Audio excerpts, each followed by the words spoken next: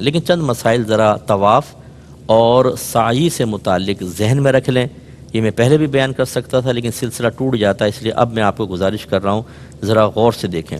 دوران طواف کچھ کام حرام ہو جاتے ہیں، وہ آپ کو نہیں کرنے. مثال کے طور پہ بے وضو طواف کرنا، آپ کو باوضو طواف کرنا ہے. اور فرض کر لیں کہ اگر طواف کے دوران وضو ٹوٹ جاتا ہے تو آپ فوراً باہر جائیں، وضو کر کے دوبارہ آئیں.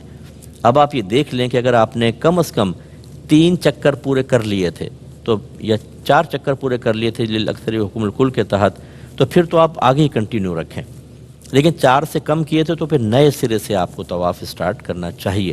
لیکن بے وضو طواف کریں گے تو پھر اس کے اوپر جرمانہ عائد ہوگا، یہ اچھی طرح یاد رکھیں. اچھا، جو لوگ شرعی معذور ہوتے ہیں، جن کو بار بار قطرات آنے کے مسائل ہوتے ہیں، یا کسی بہن کو جیسے استحاضہ ہوتا ہے، بلیڈنگ ہوتی رہتی ہے مسلسل، تو ایسے لوگ جو ہیں وضو کریں اور طواف کریں. چونکہ ان کے ساتھ شرعی عذر ہے، آپ کا دوران طواف جو ہے وہ کوئی مسئلہ نہیں ہے، آپ اسی حالت میں طواف کر لیں، آپ کا کوئی مسئلہ نہیں ہوگا.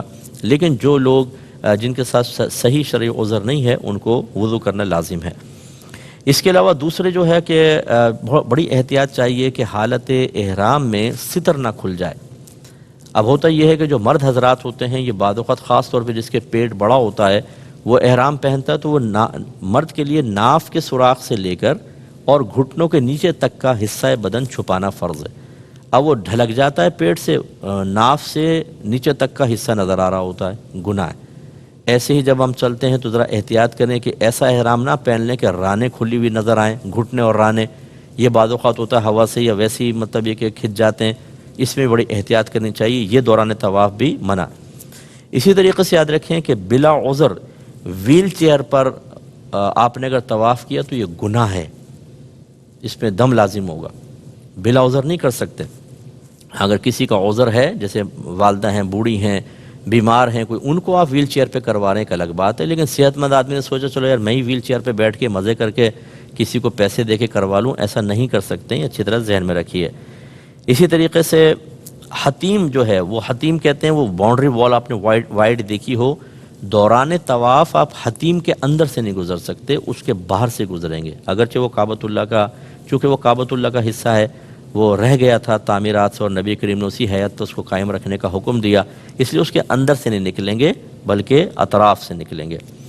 اور اسی طرح اگر 7 چکروں سے کم آپ نے طواف کر کے چھوڑ دیا، 5 چکر کر کے چلے گئے تو آپ گناہ گار ہوں گے، کیونکہ 7 چکر کم از کم ہوں گے. اور مکروہ کام جو دوران طواف ہیں وہ بھی ذرا ذہن میں رکھیں. فضول گفتگو کرنا، خواہ باتیں تبصرہ ہے، وہ دیکھ فلاں، وہ دیکھ چائنا والے، وہ ملائیشیا والے. ارے بھائی آپ اللہ کی بارگاہ میں کھڑے ہوئے ہیں، اللہ کی رحمت خصوصی طور پہ آپ کی طرف متوجہ، اس طرح کی فضول باتیں کرنے کا کیا فائدہ. اور اسی طریقے سے کوئی ایسی الٹی سیدھی حرکتیں جیسے سیلفی بنا رہے ہیں. اچھا، بعض لوگ کہتے ہیں کہ وہ گھر میں کال ملا لیں گے، ویڈیو چلا دیں گے، دیکھیں وہ کعبۃ اللہ. یہ بھائی یہ اللہ کی طرف متوجہ ہونے کا وقت ہے، یہ اپنے گناہوں کو یاد کرنے کا وقت ہے. یکسوئی سے عبادت کریں. یہ کہ آپ نے ایک اور آدمی کو انٹر کر لیا اس میں اور وہ سارا وہ مطلب آپ کی یکسوئی تو ختم ہو گئی، اس لیے پوری یکسوئی کے ساتھ کریں. یہ مکروہ ہے، گناہ نہیں ہے لیکن مکروہ ہے. اسی طریقے سے ناپاک کپڑوں میں اگر طواف کیا تو مکروہ ہے، طواف ہو جائے گا لیکن کراہت کے ساتھ. یوں ہی ہم نے آپ کو بتایا کہ رمل یا عید اتباع مرد کے لیے سنت ہے، اس کو ترک کرنا بلا عذر یہ بھی مکروہ ہوتا ہے.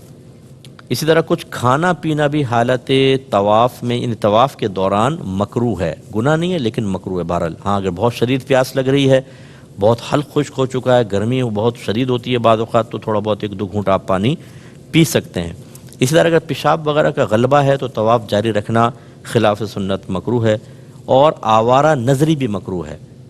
آوارہ نظری کا مطلب دائیں بائیں دیکھنا. نئے نئے چہرے ہوتے ہیں، پوری دنیا سے لوگ آئے ہوتے ہیں، کہیں چائنا سے، جاپان سے، ملائیشیا سے، ایران سے، عراق سے، تو وہ آدمی دیکھتا رہتا ہے چہرے. عمومی طور پہ میں نے دیکھا ہے کہ وہ پھر یکسوئی نہیں رہتی. آوارہ نظری نہیں ہونی چاہیے، اپنی توجہ صرف اللہ کی طرف رکھیں.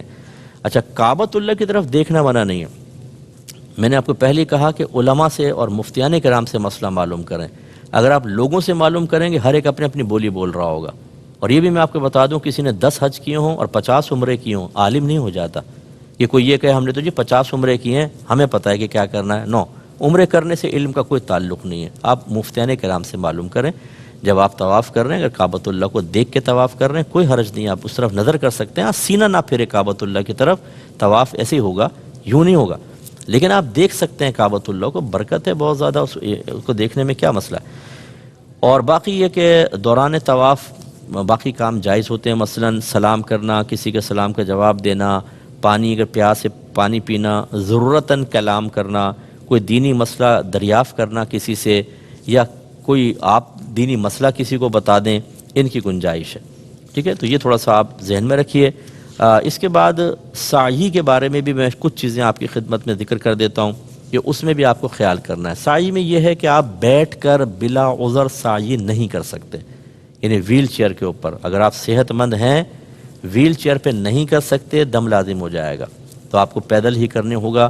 بعض اوقات یہ بھی لوگوں نے کیا ہوا ہے، وہ ویل چیئر کیونکہ ہوتی ہیں وہ بنائی ہوئی جگہ، اور وہ جلدی جلدی کروا دیتے ہیں تو وہ بیٹھ کے کرنے لگ جاتے ہیں، تھک گئے نہیں طواف کر کے، ہرگز نہیں۔ اگر آپ بیمار ہیں، ضعیف ہیں، کوئی مجبوری ہے، ایک الگ بات ہے، ورنہ پھر آپ کو ویسے ہی سعی کرنی ہوگی۔